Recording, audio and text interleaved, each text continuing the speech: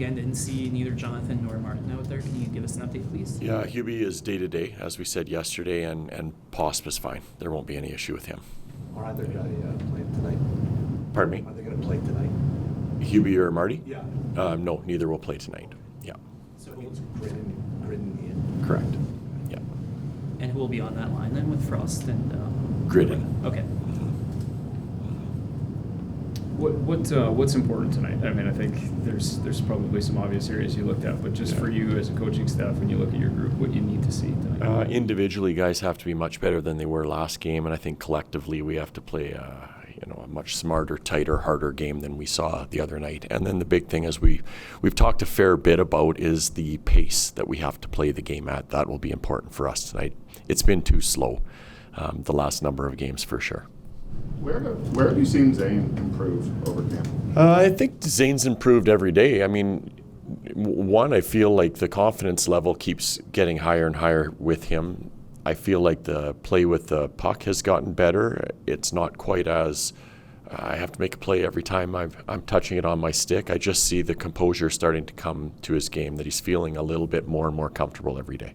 You've experimented with some different partners for Zane. Have you settled on a guy, or are we going to see some movement there? Yeah, there's movement for sure, Wilsey. I don't think we've settled really on much at all, to be honest with you. So whether it's forwards, defensemen, there's still people that we have to feel or find out if they're going to play in certain areas, certain spots. We know we can go back to certain people, but we have to see people elevate their game tonight. Do you find that the group is adjusting to the systems tweaks that you've implemented, or is there still a little bit to go in that regard? There's not much for tweaks, to be quite honest with you. It's mainly just the penalty kill. So it's more about playing regular season game type hockey tonight, from really starting from our older players right down. In a perfect world, would you like to be able to start with those lines that you're kind of moving around with it, like knowing that you can always go back, as you said? Yeah. Would you like to be able to save that going back in a perfect world, or how would you see it? Well, you're missing a couple guys out of your lineup that would be in our opening night roster tonight. So you're still giving people opportunities to see where they may fit in the lineup tonight in different situations, different spots. But like I said, this is a good opportunity for people to leave a lasting impression on a coaching staff and management group tonight. Ryan, you said yesterday that you see Rory Kearns as a top 9 guy. Obviously, there's not a spot at center in your top 9 right now. How about Matt Grid? Is he a guy who could play on all 4 lines? Again, an interesting one, because with younger players, you always want them to play a lot. And that's part of development for a younger guy, is not to be sitting on the bench and playing 8-9 minutes a night, and it's not to be in the stands. Every once in a while, it makes sense for a guy, if he's playing, to have a night off, get a chance to reset himself and watch a game, and then come back the next day with kind of a fresh perspective on things. I think a younger player that's a talented player needs to play. That's, whether it be with our team or with a different team, I think that's the most important thing for development. Yes, having a guy like that around our team will help him learn different things, but he needs to play the game, and I think he's capable of playing bigger minutes than someone that may be in a fourth line 8 to 11-minute role. Ryan, what's the coaching perspective of having 2 19-year-olds in your final preseason game? Just them both pushing here. I think it shows a lot for the quality of the players that they are.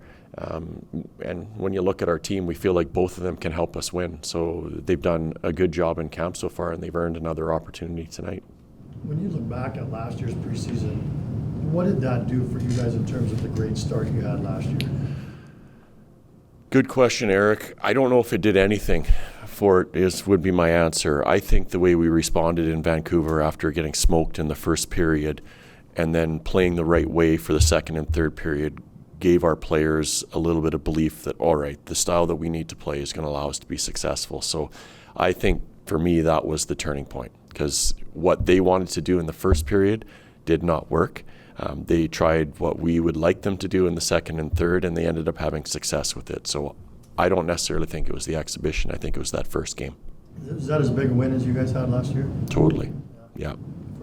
I think so. Yeah. And then we were able to back it up with some games after that where I thought we played really well as a team, early in the season, when sometimes things are still not as smooth as you would like them to be.